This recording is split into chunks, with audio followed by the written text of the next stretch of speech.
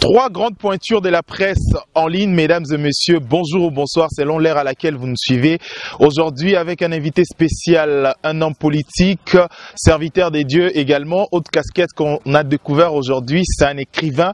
C'est l'évangéliste Kiziami Nakibila Jean Oscar, ensemble avec nos confrères, nos chers confrères bien sûr, comme l'habitude. Alain Délé, patron de Nouvelles Tendances TV, et Aruna Merchef, journaliste présentatrice chez www.cleboa.com. Ensemble, nous allons recevoir aujourd'hui l'évangéliste Kiziami Nakibila Jean Oscar. Je m'en vais d'abord dire bonjour. Bonjour. Alain Délé, bonjour. Bonjour Raphaël Aloukonka. Bonjour évangéliste. Bonjour. Bonjour évangéliste. Okay. Alors, ensemble, la première question de savoir d'abord aujourd'hui, Lelo Waliboso Aroué, d'abord, moi Namboka Kiziami Nakibila Jean Oscar, Lelo na après Kozala homme politique, Lelo ozonga na casquette na yo ya d'abord ya Monsali na Nzambe, kota la politique Lelo na makambo ozali koleka na mboka na biso na climat, ozali komona ngo boni. Première des choses, c'est que l'église de réveil, je suis de l'église de réveil, mais c'est une église qui a beaucoup de problèmes. Et c'est une église qui ne décolle pas parce que les belés pasteurs tant réveil et tangate. Nous avons benga à temps plein, Yesu atanga wapi, Pierre atanga wapi, Azaki pêcheur, ainsi de suite. Alors vague wana et même qui batuno ce monde dans la deuxième secondaire à tiki classe, il faut comme un pasteur frère en Christ, ainsi de suite. Alors biloko wana même que lelo na classe na biso pastoral, il y a beaucoup de gens qui ne réfléchissent pas rond. Dans le sens que ma situation expliquer, c'est difficile de comprendre. Voilà pourquoi j'ai toujours été mal compris. Ndenge na un livre moko ya Martin Luther King dit j'étais mal compris tant de expliquer que il faut que dans la politique to changer la situation makambo ndenge zali o ba noir bazali ko vivre. Alors répression ya kamakasi. Comment qui condamné koloba ceux qui ont souffert le corona il faut tika biso na état autozana yango. Mais c'est vrai qu'après qu'ils ont compris que Mouton Azaki n'a raison. Et de même, dans le bain de Bassal Nanzan, pays de chrétien, le seul pays au monde où il y a plus de 80% de soi-disant des chrétiens, mais au moins, il y a 4 institutions où on a battu Bassam de la réalité. Nous avons laissé entre les mains des païens, entre les mains des occultistes, et par conséquence, c'est ce que nous vivons aujourd'hui. Il y a la corruption, il y a la coquistion, il y a le clientélisme politique, le népotisme. La situation difficile de vivre parce que nous sommes et nous vivons des situations désastreuses dans Boranabiso. Ok, voilà. Évangéliste Jean Oscar Kiziami Nakibila, la question est juste pourquoi est-ce que pasteur plus l'église de réveil sarabino lisusu vraiment valeur au bozaki nango libosote? Pourquoi? Parce que monaka entre vous le pasteur ozana ko lingana te et puis comme plus kopesa moi ko accrédité qu'on dit plus église catholique dans le sens que na makamune ta politique mona pasteur mi pesa ka penza ba mi pesa ka penza te. Et pasteur Kiziami Nakibila oza moto o vandi mingi na église oza parmi bato balamusa pe réveil na évangélisation na Congo pour Christ et autres. D'abord elokoyo il faut si l'élo il faut koloba. Il faut garder toujours le terme église des réveils, c'est l'église qui endort aujourd'hui. Pour la makambo itali d'abord makambo ya conscience, interpellation makambo mingi bakomi ko interpeller ba pasteur à tout moment na makambo ebele et en même temps le pasteur se taise quand il y a makambo ebele, souffrance na est na awa bato kokufa makambo politique et tamboate, le pasteur préfère peut-être que se taire ou soit à une position na place où ils allaient il y a majorité. Alors votre l'élo il faut garder terme réveil to l'église qui endort. L'église de réveil mais souvent makamo bisto lo bakayango mingi ba landa kabisote. On a toujours dit, la Bible dit la sagesse du pauvre est méprisée. Si vous en avez moyen de possibilité tata au lobby nous quand moi je criais j'étais au parlement j'étais parmi les rares où il y a bateau ba boyaka révision de la constitution même ba primo ba pesa na boya ko za primo wana. Est-ce qu'il y a des gens qui chaîne Mouré Lobela yango? Au contraire, chaîne Bimisa, Makamosusu, Balingba Bax va fonctionnaire Mbongo, parce qu'ils amènent à Boy. Est-ce qu'ils ont un parlement Moko, oyo batuna balinga bakisa mbongo na balinga bakisa mbongo te question wana ezalaka te oso question wana ezalaka te nalingi naboya ndenge nini nalingi nandima ndenge nini mais c'est que ville pendant à travers la ville mais les combats que je mène au-dedans pour nous faire réfléchir parce que kondima pour réviser la constitution kokena tout moko c'est un arbre qui cache la forêt et vous avez une façon de tricher une façon de marcher et en andinga malamote mutayoka angate mais diamo pe lobela yangote au contraire batolwa makamalo donc ça va mi batoli boso até na révision constitution mais vote était mal levé vote était mal levé exact que on boli ça mal levé ba image ezali et ce qui m'a coûté aujourd'hui que ngana zala invalidé dans le parlement parce que les actes locaux parce que les gens n'ont pas accepté ndenge na telemela kango na telemela ka que les députés nationaux base à la voter dans la circonscription de la commune et loi wana les quatre pour la ville à Kinshasa et ce sont des choses qui ont fait que je sois invalidé non na lobelango mutu moko te média moko te ba pesanga 400 voix na ville à Kinshasa que na zoyi kaka 400 voix même mutu azana pungia mutu azana ndoki akondi mangote qui m'avait soutenu dans ces combats personne pour vous dire que ma camarade de vivre na kata mboka na biso c'est réel l'église de réveil ezali l'église de réveil ne joue pas son rôle il joue pas son rôle parce que l'anda lipa parce que l'anda moi et l'autre va passer bango et l'autre malunga te et ce qui verra que on va passer wana na mona passer moi na mutu ka sikate tout là na quelque chose qui ressemble aux voitures to na banda kuna biso moko te to zali l'église to tongite alors finalement pouvoir la pierre abiso et le côté bref je pense qu'il va passer rebelle les ande ko banga sala bango pour notre position moko bien songolo na situation de zona na katamboka et si réellement bazali ko salela nzambe ah si faut to hypothèse wana si réellement bazali ko salela nzambe pourquoi avoir peur parce que tout le monde a Gédéon tout le monde a Batonio so basalera nzambe babanga raté kutu mususu batara bango na moto mais badimaka parce que ils savent que tindinga na mission azali nzambe oyo apesaka mission na mission d'abord mutuana il faut comprendre quand quelqu'un se dit que ba chrétien ba ko na politique té a la déclaration de na lo bandengeni parce qu'il a mutuni a vu déjà qu'il y a sa politique. Ce qui fait qu'aujourd'hui, sur la politique, nous sommes mis en quarantaine. Dans l'église, au monde, dans le théâtre, dans les émissions. Quand on a ça qui est parlement, dans chaque chaîne de télévision, il y a une émission qui passait. Est-ce que pasteur a la politique? Quand on a invalidé, on a tiré au monde cette émission. Et je savais que j'étais visé. Mais aujourd'hui, il y a aussi des pasteurs qui sont là-bas. Mais ministre hydrocarbures, certains pasteurs. Il y en a beaucoup dans le ministère. Mais tout le monde visait que même les loups qui est passé à côté de la politique de la. Et je comprends que dans la carrière, c'est normal pas le Belayango. C'est Kiziamina Kibila na komona peut-être par un parcours politique nayo parce que tokotika la kakawana parce que tu quand même que zo continuer toujours ko ça la politique mais tozonga moi muke en ce qui concerne toujours force de l'église des églises de réveil parce que a tu le bakeno to continuer ka ko garder ka concept on a ko le bakeno eza ba église ya réveil au moment où sur terrain ce que tu komeka un peu ko palper makambo misala sala matoko mona keno eza contraire ya réveil. Mais tous on a makambo sur le plan politique.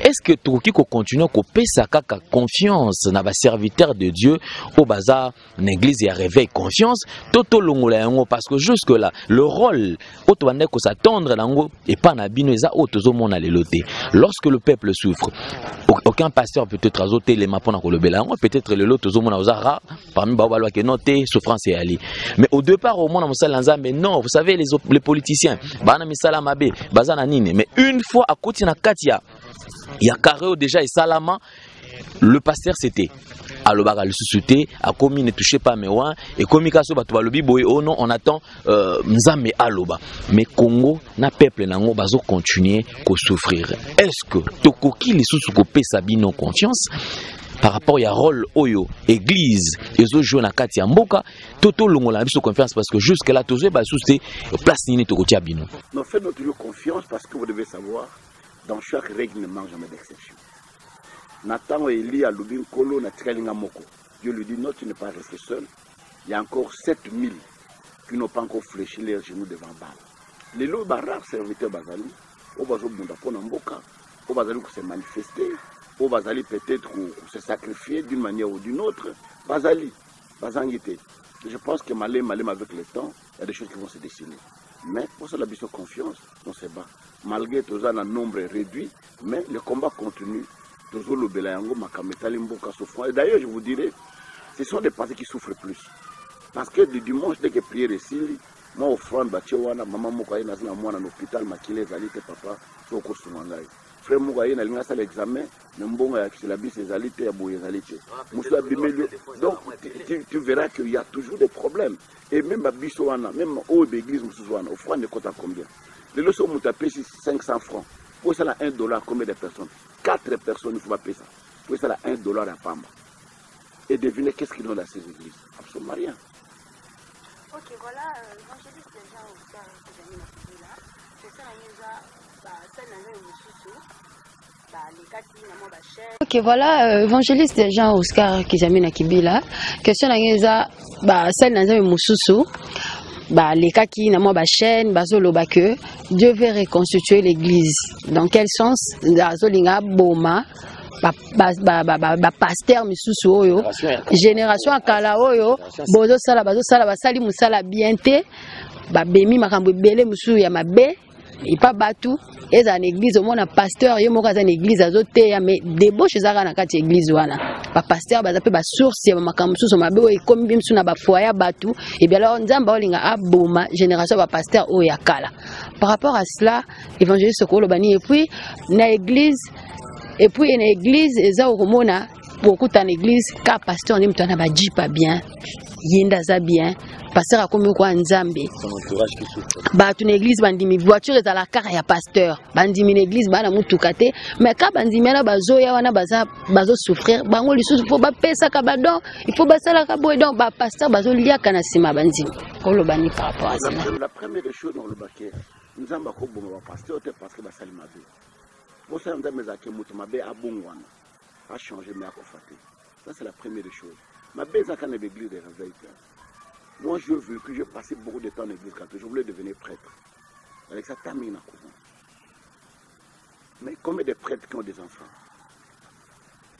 Ma pédophilie, bimina mokili. Scandale à pédophilie. Na Europe, partout dans le monde, na ba évêque. Combien na kata pédophilie? Au cours de l'église de réveil égalité.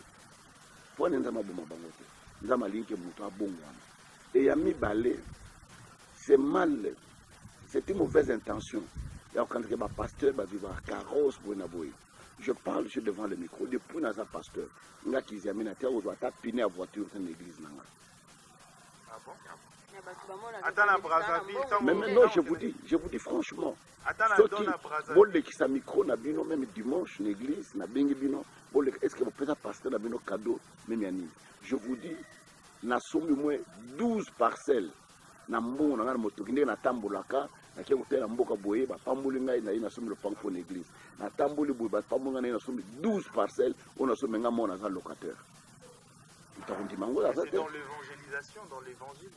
Mais tu vois, dans l'évangile, ce n'était pas que bandimilanga ba chagi tunga ba pesi nga mbongo na sala boye non. Na tamboli na sala campagne na mboka boye na kena mboka boye d'ailleurs je vous dirais depuis na za pasteur na Congo na tikala kusima $10,000 te congolais à pesana. Et dans l'église, $10,000, je n'ai jamais reçu. Tout ce que je suis, Nzambe a pamulenga libanda ya Congo, na bamboko na ki côté évangile, Nzambe a pamulenga na zumbongwana, na yeko investir na Congo pour na salango musala na Nzambe kata mboko na biso. Et makami tukawa tout ça nango. Ce ne sont pas des voitures mes frères. Ce sont quelque chose qui ressemble à une voiture. Peut-être au moins pauvre, ata pundu et pola et comme ngai. Vraiment, si moi pilipili, c'est bien. Les bébés pour l'anzala, alors le bâtiment est bébé. Au moins, moi, voiture pas vu occasion, sombi na poto, ma monsieur, ça a 15 ans, 20 ans. Tant qu'on a une qui chasse à mon unité, et c'est l'occasion. Quel est ce passé qui a une voiture dans Bassaché, à son tambour là? Et au front de la route, le bas, Moutazo Bina, il y a 100 francs. Et 100 francs à Tché, 200 francs à Tché. Si vous montez à 100 francs, pour ça, $1, au moins 20 personnes. Bah, Pessi, et ça, $1. Et qui n'a pas de na bis na bangola na Brazzaville bamboka belé na tamboli bon monde que les gens ne vivent pas comme au Congo moi le temps aux na kata pauvreté ce que je suis en train de dire c'est-à-dire que ceux qui mboka zo tambola malamuté so c'est là aux na malamuté parce que l'église na biso ba to tout mingi ba fonctionnaire salaire na bango ça combien à peu près ça combien l'homme ne peut donner que ce qu'il a Ce qui est mort à Nangote, on peut la passer le loconi. Et ça, même maman va payer plus, c'est-à-dire que maman paye 1000 francs, mon nez va payer plus. Alors que 1000 francs, on est même $1. Au Nigeria, il y a au moins 7 pasteurs qui ont des jets privés. 7. Des locaux, quel est ce pasteur ici à Kinshasa? Évangéliste, il y a la question de budget dans le lobby parce que tu as dit que des attaques que tu polémique entre Basel et Nzambe, mais tu pas Sony Kafuta, Zako Loba, moment Zolo Bazana budget, tant yo Zolo lobby qui va passer à Bana budget pour vous Zako tant ba bien à bien voir na mission bo bien à aux autres passer à Zoba Ngaboye Nazana Boy na budget passer le lot ce que évangéliste lobby qui les a raté. Oui.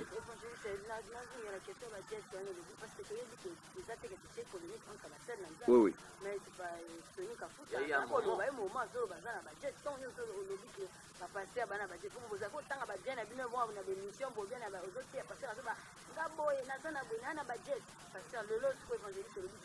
Non, non, je ne sais pas parce que Moutoua a secret.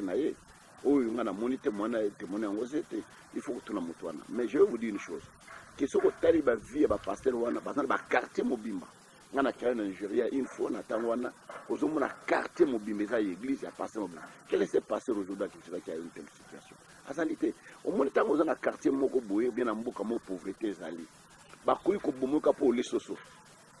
Tata le pan a plus au priavi, au lambaka soso. Alors qu'il y a une locomotive. Ça dit que l'image de la pauvreté dans la Katambo Kanabiso, moto à la chemise à Gitogo, mon Kazanambo, moto à lait à Mériti na Tongo, na avocat, mon Kazanambo, parce que la pauvreté est tellement macassée, mais en réalité au Congo, aucun pasteur n'est riche. On a des moyens. Sauf couple Bon, parce que au moins l'église n'a pas fait étendue à travers le monde. Il y a des grandes églises dans Massaï Bangongolou, mais le reste des pasteurs que nous sommes, je ne vois pas quel est ce pasteur qui pourrait dire qu'il y a vraiment la vie Mokobo. Tout d'abord, moi, au Lipa, au lait, au footing de $200, mais qui n'a pas moyen pendant des mbongs, on a 1 million à compte. En tout cas, c'est à compter au bout des doigts. En parlant de la souffrance, il y a ma camion qui tourne au calvaire et d'autres. Mais qu'est-ce que fait que nous avons pour la voiture? Est-ce que vous avez plusieurs plateformes? Mais la plateforme, c'est-à-dire côté 5 groupes de 5, groupes de 10, groupes de 15, et après, vous ne parvenez même pas à vous réunir afin de dire non, peut-être on a souffrance, non, on a mauvaise gérance, non, on a boyé, et ça, on a mais je vous répondre, mon frère, je vous répondre, un jour, je venais de l'Europe, je réunis tous les hommes de Dieu, tous les grands, sans exception aucune. Il faut aussi la déclaration par rapport à la situation, ils ont la Katamboka. Le bon, c'est la texte.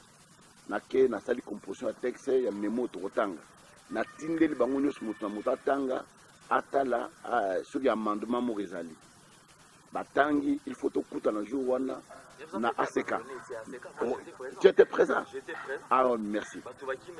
Tant to komi na place wana mokola Dieu merci que ye ayaki ozalaki wana je me suis retrouvé seul. Mutazalité à la dernière minute na mon passé Godin pour ça nini aye. Et il me dit même papa viens dans mon qui makambo yo basi miso touche pour sa déclaration. Mais malgré ça na sa déclaration wana ba boreli yango te ba to ba landango tout ça donc d'une manière ou d'une autre pour dire que on prend quand même de courage, on prend des risques d'une manière ou d'une autre. Mais biso ba toujours ba risque wana c'est nous qui sommes vilipendés. Même au niveau Europe, tout ça, nous les vivons, personne ne nous encourage. Quelquefois aussi, ça nous essaie un peu de nous donner à réfléchir. Est-ce qu'on a continué notre combat Oyo ou Natika? Mais on est mal compris, nous continuons parce que c'est pour l'intérêt du Christ. Eh bien, Tozo informé, puis moi, Namboka, Joey Matopé, a aussi pour se joindre à Nabiso, Magie en retard, à Congo, Congo Promo TV, Congo Promo TV. Alors, Kolobana Batak, na Makambonio, on va passer le micro par moi à Mboka Joey. Kolobana Batak, na Makambonio, c'est comme là aujourd'hui. Nerf toujours solide. Moi, je ne fléchis pas. Moi, le temps où on a un poste, on a salé qui 9 mois. Parce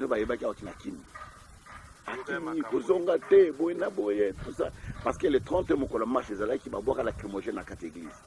La prière, à pendant l'église, la image des alliés, Internet partout. Mais je suis rentré au pays. Moi, j'ai toujours dit que la mort n'est qu'une seule.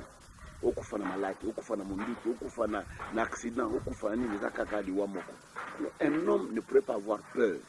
Il faut bannir la paix. Et je dis merci à Dieu parce que à Longolanga et Lokwana Robanga na Mutunanga ils la kati. Mais la bataille que comme un rappel entre nous soit dit il faut essayer une belle occasion entre nous pour tout le Maroc quand même. Oui, trop pour tout.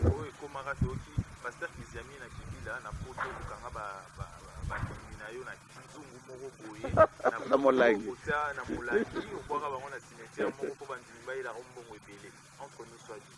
Bon na Belgique c'est la plus oh na sabine lokomoke na Belgique na France dans une église amune na okanga bandimi wa ba opesa ngambo na Belgique ou bien awa église à Belgique église à France église ne zamunene pour na kanga église à France il y a suscité il y a Londres des à Belgique c'est un frère qui voulait partir de l'église il était pasteur alinga kende na ye pour abima prétexte na ya sali qui passé examen na kisi boy na boy mais les résultats ils a quoi résultats ils ani et puis bandim na biso même ba 3 ans na pour éviter ça auto réfléchir ça cimetière à poto akota ngo na butote yo ki no kota cimetière na buto ndenge o kota na porte ni mabele apote ça mabele il faut buka ngo so na bire so na nini yo ko buka ngo ndenge ni po kunda et puis tango so buka sécurité ça na mais réfléchissons quand même na mboka oyo pourquoi les gens ne réfléchissent pas donc ce sont des prétextes so ko kanga bat na bilana okana kishasa oyo bandi baza asa plus de 2000 membres on a ça na bango pasa na mbongo on a la possibilité que na Belgique mais non on va ça na mbongo ya koleka tende na poto non non ba pasa na mbongo basa quand même na kishasa ba mbongo ebele te bazali mais na ko ke kanga moi cellule net ya ba intercesseur ya Belgique pour la ça non c'était un faux fuyant na limbisa bango nzamba limbisa bango parce que bato ba yebingate donc on comprend sur la livre on a parlé de la procédure d'élévation dans 2000 na 19 ans na comme passé à 23 ans je suis le premier jeune pasteur à 26 ans il y a aussi la campagne à stade et tondi ba miracle salami donc erwana za ila ba qui sont on lelo j'avais 32 ans sur 34 ans dans ce stade de martyr 3 jours et tondi ti lelo mutasa na campagne ndenge wana za TCPC. Est-ce que non, c'est-à-dire que politique, c'est que je suis en train de dire que les gens comprennent les choses mal. Ce n'est pas la politique qui enlève l'onction. Tant dans la carte politique, il y a une campagne, il y a Gabon, il y a Congo Brazzaville, il y a Angola, il y a la campagne de Salah. Maintenant, pour moi, et qui n'est que Liboso, parce qu'il y avait, il y a des fois un passeport diplomatique, il y a Angola, il faut pas refouler. Pas passer à kuna ba collaborer il faut pas refouler nga mais tant ba na hôtel na bimisel ba passeport diplôme azamo kondi to simbate je fais une grande campagne en Angola c'est une opportunité donc je vais vous dire une chose que au bon moment ya mutu eza kana politique il y a des pasteurs qui font des scandales dans la politique ba maman ba bele ba so tekana ba wenzi ba pasteur tout ça ba scandale dans la politique pour dire que politique est un état d'esprit. Ils ont appel, ils ont vocation. Tout dépend d'une personne à une autre. Moi, je fais les sciences pour l'université. 5 ans dans l'université en tant que politique. Dans le temps, la Bible, dans le temps, la syllabus, dans le préparer des examens. Et il faut que kangango kaka na salle langue. Si on a ma coquille, je vais présenter aussi à la présidentielle. Parce que ma coquille est alité. Mais pourquoi pas? J'ai la tête comme tous les autres. Ils ont étudié avec moi dans les universités. Il y a même des gens qui n'ont pas le niveau à présenter. Et pour moi, je ne peux pas le faire. Donc quand même, aujourd'hui, ceux qui s'améliorent vraiment, ce sera... Mais pourquoi pas? Pourquoi pas? Et s'il fait là, on sait ça jusqu'au 13. Mais non, je calcule. Pas 100 000. Il ne faut pas seulement donner 100 000. Il faut avoir des moyens de faire la campagne. Au louer jet, au commun Matadi, au commun Mboujima, au commun Kananga, au commun Bandundu. Il faut avoir des moyens, il faut calculer toutes ces choses-là. Il ne faut pas aller par aventure. Évangéliste Kizamina, d'abord Mbote, et puis Naroui Sanabandeko, moi Bolim ici, indépendamment, il y a bonne foi, il y a un embouteillage, je ne sais pas connaître moi léger retard, Oyo. Mais, Neka na Koti na Vandi, ne va pas prendre la balle au bon, qui au lobby de Kambouya, n'est pas traiter particulièrement yo des collabos. Évangéliste, na casquette na wana, politico-religieux, surtout bien en Bongo. Pour être sincère avec vous-même, et puis à travers le monde entier, comment se porte l'évangile, et puis comment se porte le pays, et nous nous posons. Je l'ai dit, la première question, c'est mal. Il y a politique est au malamoté, l'église est au malamoté. Les gens oublient que l'église est le mandat yambokate. La Bible dit votre bonheur a dépend du pays dans lequel je vous ai établi. La livre de Jérémie. Ceux qui m'ont beaucoup ounzamba tiré dans ma baie, et tant au pire aux alamabé. La preuve est là, le transport des alités. Passer la poumou pour qu'il y ait une église naïve. Le n'a qu'à tamboka mokulu ezali passer au côté à une hôtel nana au la campagne muto sala ngote il fallait mboka za malam pour nous c'est tambola malam évangéliste ce que j'en ai fait moi sima mais puis qu'on a début les années 90 l'église là qui multitude n'est les loti mais ba mœurs il y a époque on a en tout cas les années n'est mo tena n'est commis de l'église est commis et belé pratiquement dans toutes les rues comme on a 5-10 églises voire même dans l'avenue Moko. Plus l'église est comme belé, et l'autre peut constater dépravation, et mœurs, c'est comme les sous Makas. Est-ce que sincèrement, il peut nous traverser dans l'esprit tout que l'église a failli en mission? Non, l'église n'a pas failli, mais les gens ont échoué. C'est la pauvreté qui fait ça. Et ça n'a pas tout babenga. J'ai toujours dit aux gens une chose, je le répète aujourd'hui. Les leçons qui me salent, il y a Congo. Oh non, société, les autres ont engagé un salaire à $1000. Pour la société, il faut un salaire à $800. Il y a des passés qui vont fermer les églises qui vont aller chercher le travail. Parce qu'ils ne sont pas appelés. On est en église, on a culte à 12 heures, si on va faire un salaire sous séminaire, on va 6 mois, chaque jour, il y a culte à 13 heures, mon toupé à 13 heures, attends, comme ça. Non, c'est-à-dire que moi je félicite cette église-là. Dans les centres qui battent à Tongo, Mouto a Musala, na Tongo a Musala, ou a Musala a Tigal na Kilta Tongo, a Koluka Musala, ou a Outa Musala, soit rien à 13 à Outkotec, à Yokota Culte. Donc c'est-à-dire qu'ils ont essayé un peu d'harmoniser les choses comme on fait attendre. Donc ça Mouta doublé, c'est-à-dire que. Non, c'est faux. Moi j'ai toujours dit aux gens de travailler. Parce que moi je suis un bosseur. Moi, je ne vis pas seulement de l'église. Je vous dis que na Fongola école nanga elle bosse à 23 ans. Na Tongyongo étage 18 salles de classe. Ils ont le canal publicité dans la télévision besoin mon ango. Je considère l'école à 23 ans dans un pasteur. Je une école à Kalam. Mais j'ai fait pourquoi? Je travaille. Nazana bilanga, na plateau bateki. Na kena bilanga na kuna plateau bateki. Bambeto ngwana. Na zona poto pour na Fongola polyclinique na baksa oyo usanango. Pourquoi j'ai fait toutes ces choses? Je dois travailler, je dois bosser. Pourquoi la personne candidature n'a pas le Parlement? C'est pour travailler. Donc c'est-à-dire qu'il ne faut pas penser que Bissot a passé au pays que ça va salater. Oui, celui qui ne travaille pas ne mange pas non plus. Donc, et là on a vu Sabino que ceux qui battent salater parce que Moussala n'a pas oyo, ils ont été. Ceux qui Moussala bimi n'a pas oyo, au monde qui battu nyoso, bah Moussala. Avant de côté la question, il y a mon coach Bissot aujourd'hui en dehors, il y a plateau qui est ici. Et nous, d'abord, pasteur aujourd'hui, vous avez des entreprises. Parfois, Bissot vous avez une entreprise. Mais c'est vraiment difficile pour mon pasteur à engager fidèle à l'église. Pourquoi ça? Par exemple, il faut tout calculer. Yo, moi personnellement, combien de fidèles yo ont engagé dans l'entreprise où il y a yo? Mais vas-y vérifier. La première des choses, je vous dirais que moi, l'entreprise, c'est pour engager comme fidèle. Je fais l'entreprise pour engager ceux qui ont la capacité, le mérite, méritocratie. Les alliés que nous pouvons never n'anga cousin n'anga et bien je ne peux pas engager un frère de l'église, un caméraman, un caméraman, un directeur technique. Il doit avoir la capacité. Sauf basalité. Mais ceux qui ont la capacité, belé, au directeur technique de l'église, il y a télévision, la chaîne, la radio, RTP. Azali membre de l'église, coordonnateur, nous avons l'antima. Azali passé dans le ministère, directeur, préfet, école Angaba. Azali membre de l'église, directeur, Azali membre de l'église, des enseignants. J'ai au moins une affaire de 60 personnels dans l'école, la primaire, la secondaire, dans l'école. Donc c'est sûr, il y a des membres de l'église qui sont là. Mais il y a la capacité de nos carbone à ma capacité. Alors, question à Killer ici, pourquoi les églises refusent de prêcher la repentance? Je dirais que... Non, c'est faux. Une église ne peut pas prêcher, ce n'est que la repentance ou bien le matériel. Le tout font de peur. Dans le livre, on a commis sur les mystères de la croix. Je parle de la repentance. Mais il faut que Moutouana ayamba yesu oyamba li kotika mokili oye pendant comment on ne peut pas prêcher la repentance ezali kaka extrapolation ya biso na mboka et à koloba makamanda mais non on prêche la repentance.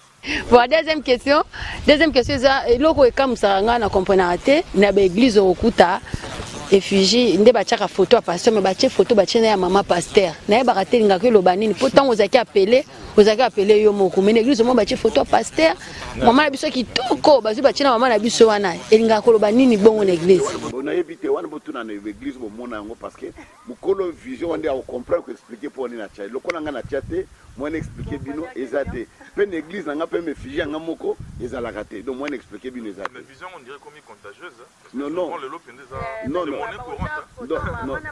non tout na bango pour ezali peut-être bazali couple babengam ne papa olanga maman olanga babengama na ministère bango mi bale bazo sala nzambe bakoza na 4 mais comme aruna mère chef oga maman pasteur ava maman pasteur to papa pasteur mais couple il va toujours liboso na ba kitu kwa ba roi ba vandi bango et tout non ils ma personnalité non pas que ta personnalité même na mokili mokunda za kesika mona baninga na yete mais amza babengi asa mwasi na te pona niko kabula c'est yo wan bolingo cha ba divorce na kada ba passer au divorce ceux qui va vandi wana na mwasi na ye moi je pense que c'est bien ba ki azali abala azana mwasi na ye et moi j'ai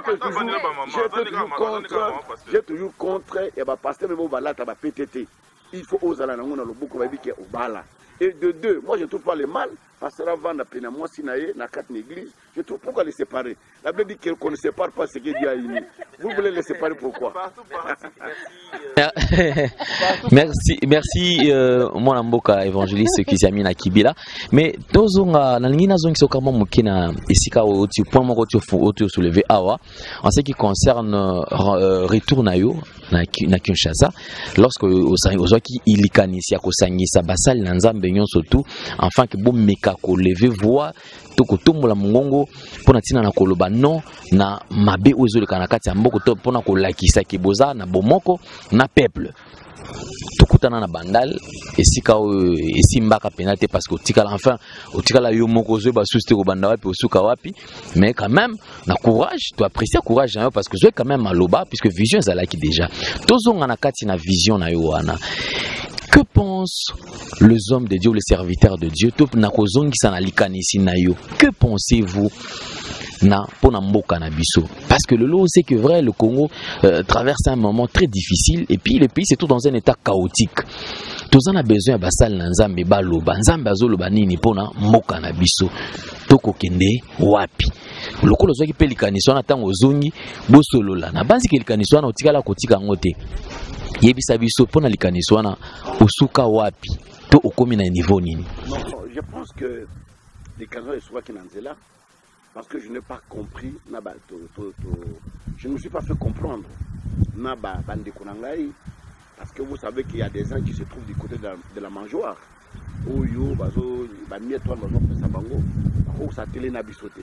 Voilà pourquoi déjà passe. Deux personnes ne peuvent pas marcher ensemble, ce qui va yokanité. Donc, c'est Moukio Batekali, de toujours marcher Moukio, ce qu'on peut faire, de Dro Bunda, qu'est-ce qu'on peut faire dans Katambo Kanabiso. Donc, un bon Makasito. Je me rappelle quand nous allons moins passer pour Otika, pour réfléchir pour le monde. Alors, vision déjà aux alaka. Je pense déjà que nous avons plus de vision, au fait ça, pourquoi faut arrêter pourquoi est-ce que nous avons le non, ils ont continué. Tel que Lélo, Nazana réunion n'a pas passé dans mon bel. J'essaie un peu de conscientiser.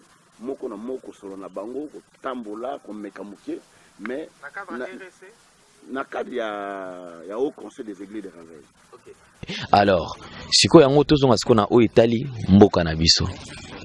Likanisi nini pona mboka parce que to komi à quelques mois des élections. Basa nzambe boko fanda to moni les églises catholiques bango bazotelema toujours bazo mekana fiske ya koloba to koningisa pe mwa côté wana. Siko yo lokolo za na vision wana likanisi za nini pona mboka na biso. Likanisi za que tozo senga d'abord ba chrétien tozo ki na élection de voter utile. Qu'on conscientise, on vote monter parce qu'on peut se t-shirt. On peut se lire pas. Après se lire pas, les lois pendant 5 ans, pendant 10 ans, 12 ans. Parce que tu as évité des élections, alors il faut voter. Tu dois conscientiser Bango. Ce qu'ils peuvent faire. Ok, évangéliste Kizamina Kibila, déjà là, baba question ça sur na référence à Mouteza juste pose une idée, peut-être que cause à potala qui en ôté, oyeba quitté, ezaka juste pour oyeba de quoi est-ce que je veux parler.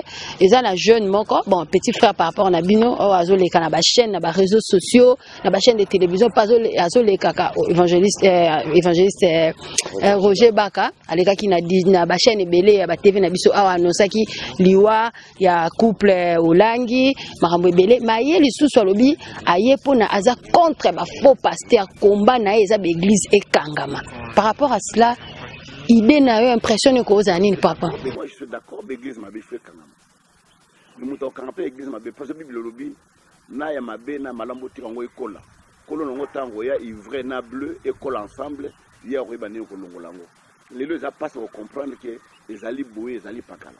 Bah, tu dois comprendre, sauf que les Congolais aiment les matures vus. Na bengana pasteur mon chaîne na télévision. Il payait $800 par mois et c'était le seul pasteur. Bon bah il va foutre à 300, 200, ça lui payait $800 par mois. Qu'est-ce qu'il faisait? Aina bandiminaye, va na kata voiture, il y a un plateau, bandimi va na voiture va so bengaye. Nazo bondela pona mutu na voiture ni papa ezanga na vana masina likambane salami na nda kunanga papa ezanga mwana za yubela bo tout ça et quand on me l'a dit je vérifie je fais correct je l'appelle je dis banda lelo pour les kasu na chaîne de télévision na ngate alonga pe na chaîne de télévision malgré il paye donc c'est à dire que na vraiment na ba rigueur na ngamusutu na makameta li musala nzambe je ne m'amuse pas avec les lèvres de Dieu. Quoi que les gens peuvent dire tout ce qu'ils veulent, mais ma kamanda me la sakana. Je donné toute ma jeunesse, ti lelo na musala wana. Na ko on dimate que musala oyo. Lelo so loba église réveil. Nous sommes les pionniers. Pour tout ça ba campagne minene pour église réveil banambo que église réveil pesa na Congo. Et de notre vivant, tout le monde musala ngo ezokufa. Donc c'est quoi accepter en côté. Malgré les combats, mais nous continuons à agir et à faire quelque chose. Évangéliste Kizamina na ligna paraphraser le mot qui neonanga lende la lobby.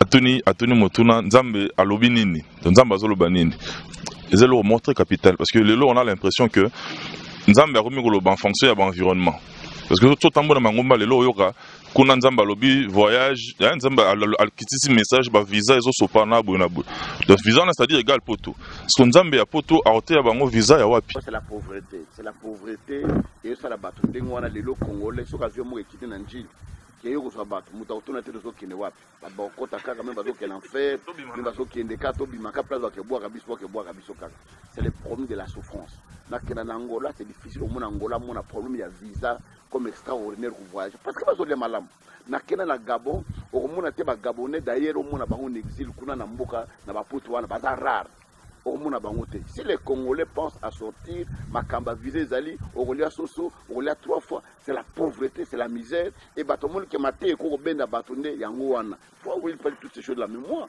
je ne peux pas mater là ces choses là c'est des choses éphémères.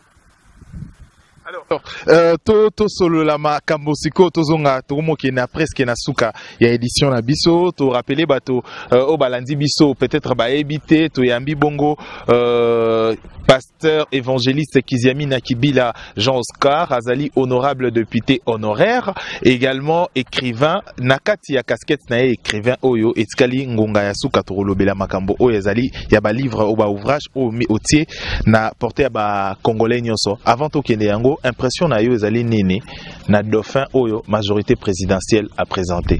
Vous êtes un homme politique. Donc Eza droit na bango. Je ne sais pas pourquoi ça doit faire une nouvelle, je ne sais pas quoi que ce soit. C'est normal. Le président Kabila est arrivé à faire un mandat naïe. Il fallait présenter Mouta au succédé. Donc je ne pense pas que ça est le Sika ou bien ça événement. C'est non événement.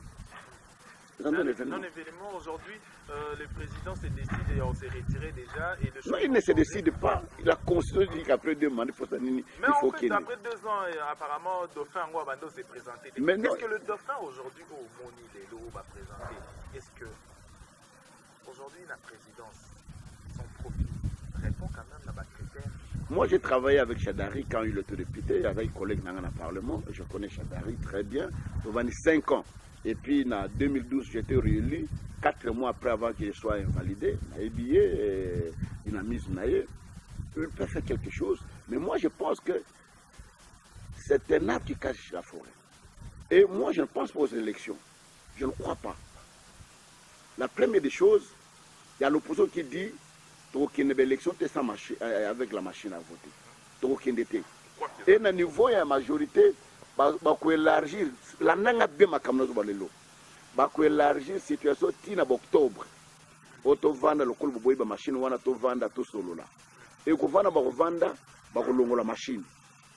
Siko nanga oyebisa bango bon to tika na un mois d'élection.